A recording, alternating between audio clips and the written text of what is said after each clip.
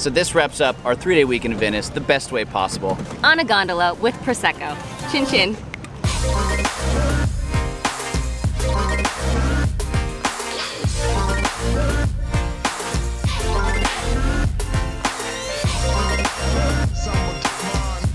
So since we only have 3 days here, some of our tips while you're in Venice is to eat well, drink well, and don't forget to get lost in this beautiful city on the water. What's up guys? Venice, Italy. Let's talk about this amazing floating city that is made up of 118 islands. What? And did you know that it's sinking every year? So that means there's no better time than now to go visit this historic location. We ate and drank our way through Venice, and we want to tell you all the must-sees in this amazing Italian city. So here's a quick list of the restaurants that we recommend. First up is Qui Rit. Now this place is the perfect place to get an aperitivo, some prosciutto, some wine, an Aperol spritz. Start your evening off at Qui Rit. This place was fantastico, perfetto. Next is a mouthful, Osteria San Marco. Osteria? Osteria Enoteca San Marco. Hey! Osteria Enoteca San Marco. And this is a great place to have some Venetian cuisine. It's a magnificent restaurant. Go there for a cocktail, stay for the food. While you're there, be sure to try the duck ragu or the bucatini. It's super small and intimate and romantic. so one of our recommendations is when you're walking through Venice, in Italy for that matter, your stomach should almost feel like it's gonna pop the entire time you're here. Because if it's not, you're not doing Italy right. Wear loose-fitting clothing. You'll thank yourself. The next spot is Bistrot de Venise. Now, Scott and I spent an entire afternoon here eating and drinking, and I think we started around noon because it's Venice, right? We actually just came across this lovely little restaurant. It was the Venice Bistro de Venise. The cool thing is that tourists didn't seem to notice it. They kind of just walked right past it. But it's this amazing little restaurant. We had one of the best lunches we've ever had. So good. A local vino, great pasta, and amazing company right here in the most romantic city in the world. But we would definitely recommend this place for local Venetian dishes and their delicious Venetian wines. Now you can't go to Italy and not have some pizza, so that's why we recommend Pizzeria Da Mamo. This place has the Zodiac pizzas. It is a little bit touristy because it's well known, but it is definitely worth a stop for a quick lunch bite and a local birra moretti. If you're looking for a great aperitivo spot, then definitely head to La Caravella. La Caravella is a stylish Venetian spot for an aperitivo or for dinner. We would definitely recommend ordering an Aperol spritz, Parma ham, and burrata. So one of the cool things about Venice is just getting lost in the streets.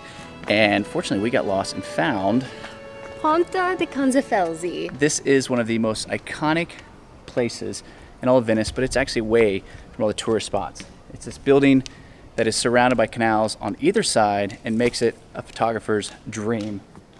And we love it because it's just us. There's no one here. There's no one here. You don't find that often in Venice.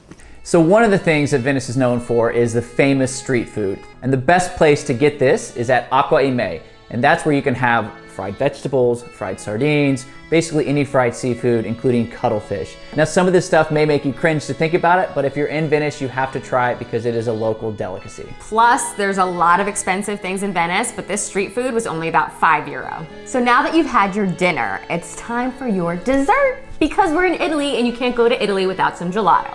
So our two favorite places for gelato in Venice are Venchi and Grom. We're at Grom in Venice, which has to be one of my favorite gelatos I've ever had.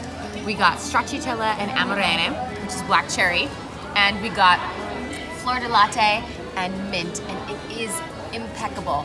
The most amazing gelato that you could have on a hot summer day in Venice. Now when you go to Venchi, you have to order the cremino. It's super rich hazelnut gelato. You only need about that much because it is very filling. So while Venice is all about romance and enjoying life and taking it slow,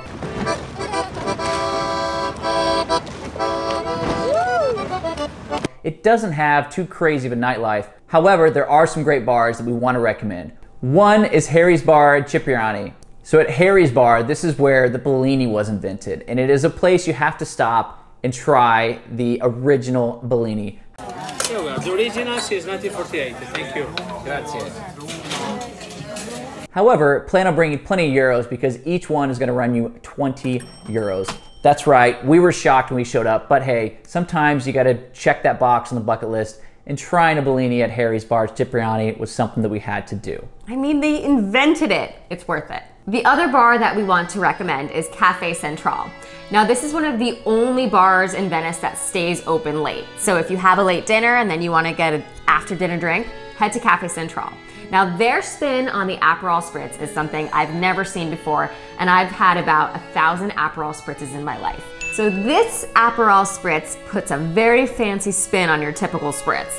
There's this white foam on top that the bartender puts there that is so delicious and makes it just a little fancier than your average Spritz. All right, guys, so we are in Venice on the canals in the gondola, and you know, a lot of times touristy things we try to avoid, but every now and then you come across something that is super popular, super touristy, and it's totally worth it.